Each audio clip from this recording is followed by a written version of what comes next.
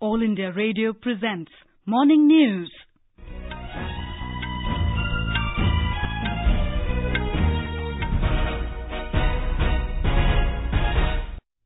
Good morning, I am Tanvi Taneja. The headlines. Prime Minister Narendra Modi to launch several development projects at Surat and Dandi in Gujarat today. Nation pays homage to Mahatma Gandhi on his death anniversary today. Lok Sabha Speaker Sumitra Mahajan calls an all-party meeting this evening ahead of the budget session of Parliament. Uttar Pradesh government approves construction of world's longest expressway to connect Prayagraj with western UP. And Indian women's hockey team beat Spain 5-2 in its third match in Murcia. Prime Minister Narendra Modi will visit Surat and Dandi in Gujarat today. More from our correspondent. Prime Minister will lay foundation stone of a new terminal building of Surat Airport, which will be constructed at a cost of rupees 354 crore. Prime Minister will interact with the youth at the New India Youth Conclave and also inaugurate Rasilaben Sevantilal Shah Venus Hospital. Later, Prime Minister will visit Dandi in Navsari district, where Mahatma Gandhi had ended his historic salt march in 1930. The National Salt Satyagraha Memorial, to be dedicated to the nation on Mahatma Gandhi's death anniversary, has statues of Mahatma Gandhi and 80 Satyagrahis who had marched with Mahatma Gandhi during the historic Dandi March. The Salt Satyagraha, known as the Dandi March, has been a landmark event in the history of India's freedom struggle. Yogesh Pandya, AR News, Ahmedabad. The nation pays homage to the father of the nation, Mahatma Gandhi, on his 71st death anniversary today. The day is also observed as Martyrs' Day. He was assassinated on this day in 1948. Leaders from different political parties will pay their tributes to Bapu at Rajghat in New Delhi today. A Sarva Dharma Prathana will be held at the Gandhi Samadhi, Rajghat, this morning. All India Radio will broadcast the program live on its Rajdhani channel from 9:40 a.m. AIR will also broadcast live an interfaith prayer meeting to be held at the Gandhi Smriti 30 January Marg in New Delhi. It can be heard on the Rajdhani channel from 3:25 p.m. President Ramnath Kovind and Prime Minister Narendra Modi have paid their tributes to Mahatma Gandhi on his death anniversary. In a tweet, Mr. Kovind said, "On Martyrs' Day, the nation gratefully remembers Mahatma Gandhi and the countless freedom fighters who sacrificed their all for our independence." In a tweet, the Prime Minister said that on Bapu's Punyatithi, he will be in Dandi, Gujarat, the place from where Mahatma Gandhi challenged the might of colonialism. He said, in Dandi, the National Salt Satyagraha Memorial will be dedicated to the nation, and this is a tribute to Satyagrahis led by Gandhiji, who worked for India's freedom. Home Minister Rajnath Singh has expressed serious concerns over reports of large-scale violence and arson against people who participated in the political rally of BJP President Amit Shah in East Midnapur district yesterday. Mr. Singh called up West Bengal Chief Minister Mamata Banerjee and asked her that those who indulged in violence should be brought to book. The last rites of former Defence Minister and anti-emergency crusader George Fernandes will be performed in New Delhi today. He died yesterday in New Delhi following prolonged illness. Fernandes was elected to Lok Sabha 9 times and to Rajya Sabha once. He also served as Union Minister for Railways, Communications and Industry. The Bihar government has declared a 2-day state mourning in his honour. President Ramnath Kovind, Vice President M. Venkaiah Naidu and Prime Minister Narendra Modi have condoled his demise. Former Gujarat Chief Minister Shankar Singh Waghela has joined the Nationalist Congress Party NCP. He joined the NCP in the presence of party chief Sharad Pawar and MP Praful Patel in Ahmedabad yesterday. Mr. Waghela has been declared the NCP's National General Secretary immediately after his joining. Lok Sabha Speaker Sumitra Mahajan has called an all-party meeting this evening ahead of the budget session of Parliament. During the meeting, the Speaker will seek the support of different political parties for the smooth conduct of business in the lower house. The budget session will commence tomorrow. The session will begin with the address of President Ramnath Kovind to the joint sitting of both the Houses of Parliament at 11 a.m. in the Central Hall. The interim budget will be presented on 1st of February, that is on Friday. The session will conclude on the 13th of next month. The government has also called a meeting of leaders of various political parties in both the Houses of Parliament tomorrow. This is All India Radio giving you the news. For quick news updates round the clock, follow us on our Twitter handle at AIR News Alerts. You can also log on to our website, news.air.nic.in. The Uttar Pradesh Cabinet has approved construction of world's largest expressway to connect Prayagraj with western UP. Briefing media persons after the Cabinet meeting, Chief Minister Yogi Adityanath said that the 600-kilometer-long 4-lane Ganga Expressway will be constructed at a cost of 36,000 crore rupees. ये Ganga expressway यह मेरठ, अमरोहा, बुलंदशहर, बदायूं, शाहजहांपुर, फर्रुखाबाद, हरदोई, कन्नौज, उन्नाव, रायबरेली, प्रतापगढ़ होते हुए प्रयागराज तक आएगी। ये expressway जब बनेगा तो दुनिया का सबसे बड़ा एक्सप्रेसवे होगा। The cabinet meeting was held at Kumbh in Prayagraj yesterday for the first time in the state's history. Our correspondent has filed this report.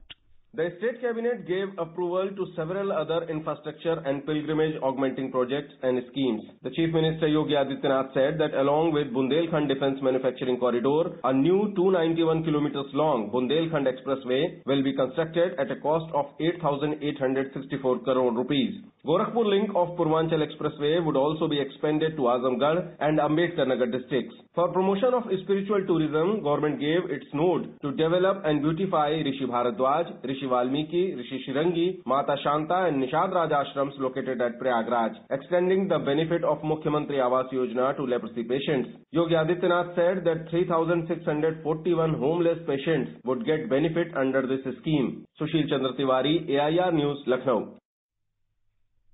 In Prayagraj Kumbh Mela, everything has its new look with the change of time. Lost and found centres, or Khoya Paya Kendras, are an integral part of Kumbh Mela in the long history of this human congregation. This time, these centres at the ongoing Prayagraj Kumbh have come up with new state-of-the-art technologies and communication tools. More from our correspondent. Web-based information system being used for tracing lost people, geotagging of different sectors have been done in charge of a Khoya Paya Kendra, told AIR. मैं police उपाधीक्षक देवी गुलाम खोया पाया एवं control room के in charge, और जिस केंद्र पे भी कोई रिपोर्टिंग करता है कि हमारा बच्चा खो गया है तो उसकी अगर फोटो है तो फोटो अगर हमारे केंद्र पे दे देते हैं तो हम सभी केंद्रों पे एक साथ डिस्प्ले करा देते हैं। 15 तारीख से लगभग 200 लोगों को अब तक मिलाया गया है। Mass messaging systems are being used by police on social media besides public addressing system and audio-visual displays. Dharmendra Kumar Rai, AIR News, Kumbh Mela City, Prayagraj. India and Kyrgyzstan have vowed to jointly combat the scourge of terrorism and cooperate in exchanging experience in the field of de-radicalization. Both countries also stepped up ties in key fields including defense, development partnership and trade. In a statement, the External Affairs Ministry said the two countries also reviewed their cooperation in the Shanghai Cooperation Organization (SCO) and the UN during talks between External Affairs Minister Sushma Swaraj and her Kyrgyz counterpart Chingiz Ayderbekov in New Delhi yesterday. It said both ministers held wide-ranging discussions on bilateral, regional and multilateral issues of mutual interest. MEA said defense cooperation, capacity building, training, IT and e-governance, healthcare and pharmaceuticals, tourism, movie production and culture were also discussed during the meeting. India has improved its ranking on a global corruption index in 2018, while its neighbour China lagged far behind. In its Corruption Perceptions Index, CPI, for 2018, Transparency International said India rose by 3 points to 78 in the list of 180 countries in the world, while China ranked 87 and Pakistan 117 in 2018. The top countries on the list are Denmark and New Zealand. Somalia, Syria and South Sudan are at the bottom of the list. Overall, more than two-thirds of countries score below 50 in the 2018 CPI. The index said the US has dropped 4 points since last year. This marks the first time since 2011 that the US falls outside of the top 20 countries on the CPI. In Britain, lawmakers voted in favour of an amendment in Brexit plan seeking alternative arrangements to replace the Irish border arrangement known as the Irish backstop. With this, Prime Minister Theresa May will try to renegotiate the Brexit treaty with the European Union. The amendment calls for the backstop to be replaced with unspecified alternative arrangements to avoid the reintroduction of border checks in Ireland. Back home, cold wave conditions continued in Himachal Pradesh, with minimum temperatures slipping below normal at many places. The Met Department has forecast rain and snowfall in the state from today. It said the high and mid hills will witness heavy rain and snowfall, while low hills and plains will witness thunder showers from today till Friday. Cold wave intensified its grip in the state, with minimum temperature plummeting 3 to 4 degrees Celsius below normal. Maximum temperature was also 2 to 3 degrees Celsius below average. Tribal district Lahul and Spiti's administrative centre, Keylong, remained the coldest place in the state at minus 16.2 degrees Celsius. In sports, the Indian women's hockey team put up a spirited display to stun the World Cup bronze medalists Spain 5-2 in the third international hockey match of the 4-match series in Murcia yesterday. By virtue of this win, India managed to level the series 1-1 in the second game after having lost the tour opening match 2-3. India will play its fourth and final match against Spain tomorrow. And now for an overview of today's newspapers, it's over to Anuja Kumar. Thank you, Tanvi. The centre moving the Supreme Court to allow it to return the 67-acre undisputed land around the disputed Ram Janmabhoomi Babri Masjid site in Ayodhya to its original owners gets top billing in most newspapers today. Government to Supreme Court return Ayodhya land except disputed area to owners, headlines The Times of India. The Hindustan Times says, plea comes amid growing pressure on government to act on the Ram Temple issue. The Statesman writes, move comes even as Apex Court is set to hear 14 appeals against 2010 Allahabad High Court order. The papers also prominently carry reports on the passing away of George Fernandes.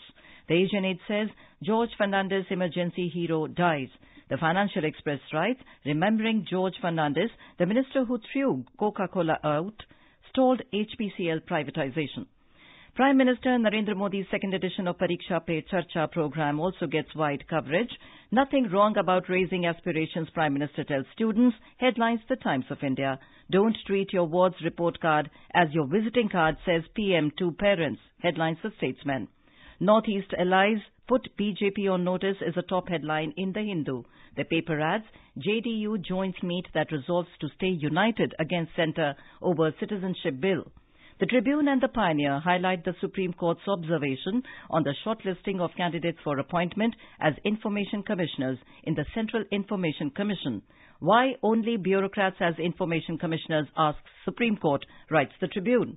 The Asian Age reports that Pakistan in a first has appointed a Hindu woman judge as a civil and judicial magistrate. Suman Bodani is Pakistan's first woman judge, headlines the paper. And finally, you can now see the 7 wonders of the world in a soon-to-be-inaugurated park in southeast Delhi. The Times of India reports all the iconic edifices from across the world will be lit up solely by renewable energy and are made out of automobile scrap. And with that, it's back to you, Tanvi. Thank you, Anuja. And now before we end the bulletin, the headlines once again. Prime Minister Narendra Modi to launch several development projects at Surat and Dandi in Gujarat today. Nation pays homage to Mahatma Gandhi on his death anniversary today. Lok Sabha Speaker Sumitra Mahajan called an all-party meeting this evening ahead of the budget session of Parliament. Uttar Pradesh government approves construction of world's longest expressway to connect Prayagraj with western UP. And Indian women's hockey team beat Spain 5-2 in its third match in Murcia. And with that, we end the morning news. Have a nice day.